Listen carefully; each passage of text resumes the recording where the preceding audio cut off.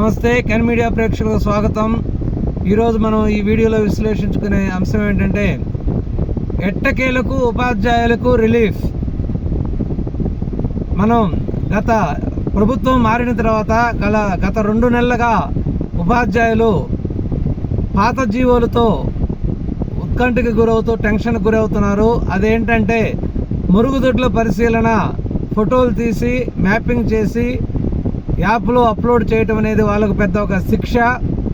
అంటే గత ప్రభుత్వం వాళ్ళకి పాఠ్యాంశాలను బోధించే పనిని కాకుండా అదనపు పనులైనటువంటి మరుగుదొడ్ల పరిశీలన, భోజన సౌకర్యాలు వీటన్నిటిని పరిశీలించి ఏ రోజుకు ఆ రోజు ఫోన్లో ఫోటోలు తీసి అప్లోడ్ చేయాలి అని చెప్పి వాళ్ళకి ఒక డ్యూటీ వేయటం జరిగింది.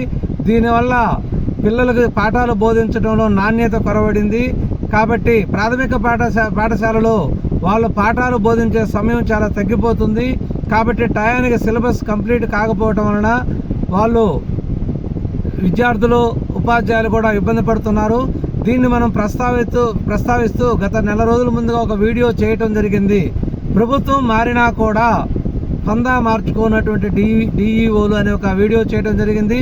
ఎట్టకేలకు దాని మీద ప్రతిస్పందించినటువంటి ప్రభుత్వం ఈరోజు ఆ జీవో ఎత్తివేతతో మరుగుదొడ్ల పరిశీలన అనే కార్యక్రమము ఉపాధ్యాయులకు ఉండదు. వాళ్ళు కేవలం ఉదయం నుంచి సాయంత్రం వరకు పిల్లలకు విద్యా బోధన మీద మాత్రమే కాన్సన్ట్రేషన్ చేసి వాళ్ళ విద్యా ప్రమాణాలు మెరుగుపరచాలని ప్రభుత్వం ఆదేశించడం జరిగింది.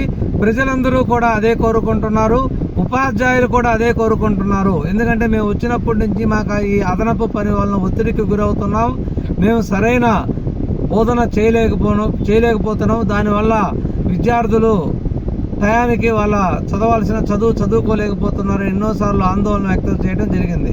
సరే, ఎట్టకేలకు ప్రభుత్వం దీని మీద నిర్ణయం తీసుకోవడం, ఆ జీవో ఎత్తేయటం, యాప్ని మొబైల్ నుంచి తొలగించడం ఒక శుభ పరిణామం. దీని మీద ఉపాధ్యాయులు, ప్రజలు, విద్యార్థుల తల్లిదండ్రులు అందరూ కూడా ప్రభుత్వానికి ధన్యవాదాలు తెలియజేస్తున్నారు. మరొక వీడియోతో మళ్ళీ కలుద్దాం. Thank you.